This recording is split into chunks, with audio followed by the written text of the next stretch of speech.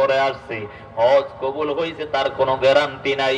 আমরা এশারের নামাজ আদায় করলাম, সেই নামাজ কবুল হয়েছে কিনা আমরা সেটা জানি না, কথা বলেন ঠিক না? তবে আশা রাখা যায় আল্লাহ কবুল করবে, কথা বলেন ঠিক নি? আশার তো কমতি করা যাবে না, আশার কমতি করা যাবে? আশা রাখা যায়, কবুল করবে কে? ধরে বলেন কে? বড় বড় হাজী সাহেব হজ করে আসছে, কিন্তু হজ কবুল হয়েছে কিনা তার কোনো গ্যারান্টি নাই, সে কোনো জানে না।